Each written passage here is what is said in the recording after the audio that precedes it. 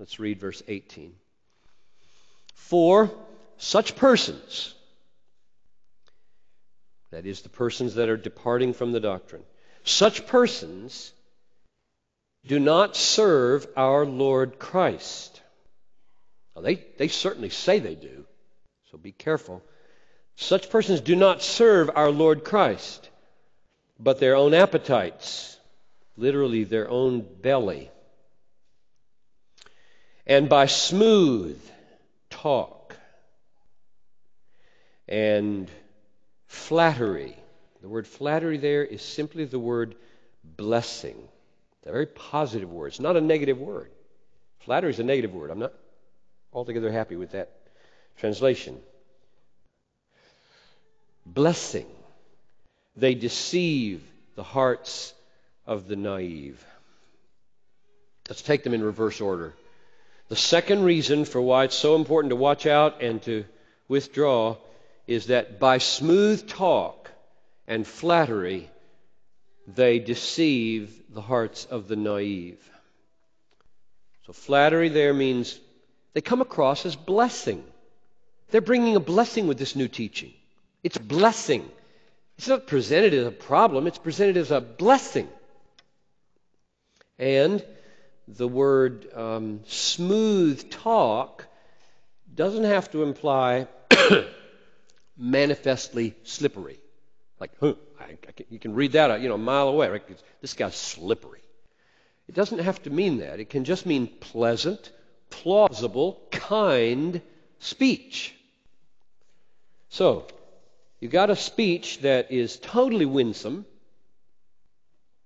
espousing falsehood. Now, this we need to be aware of.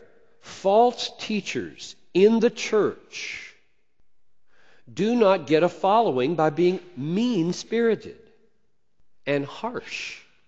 They get a following by being nice, kind, gentlemanly, fair-minded, humble. That's what this is saying. So if you have your antenna up for bad guys, what are the bad guys? Mean and ugly and harsh, and you're not going to spot them. Let me give you two examples from history. History is safer than present day. Arius died 336 AD, and Socinus died 1604. I'll just read you descriptions of these guys from men who've written extensively about them. Here's a quote from Parker Williamson on Arius. He was a bright, energetic... No, you don't know these guys. They both denied the deity of Christ. They're both acknowledged by all Christians to be heretics. Virtually all Christians. So it's not like I'm picking out some small little error here. These guys are major deniers of the deity of Christ. And all Christian history has put them in the category of heretics. So here was a bright, energetic, attractive fellow, the kind of citizen whom any Rotary Club would welcome, singing sea shanties in dockside pubs and teaching Bible stories to the Wednesday night faithful. This was an immensely popular man. His story reminds us that heresy does not bludgeon us into belief. We are seduced. Then a word about Socinus. He was a gentleman. His morals were above reproach, and he distinguished himself by his unfailing courtesy. Unfailing courtesy was remarkable in an age when even the great Protestant leaders Luther and Calvin would use vile street language when arguing with their opponents. So this guy was ahead of Luther and Calvin in the gentlemanliness of his language.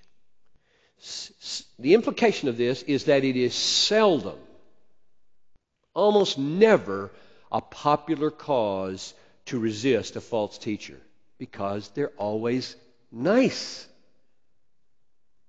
And you look like an ogre at the denominational meeting or at the elder meeting or wherever you go. You are an ogre. Can't you see this is a very nice man?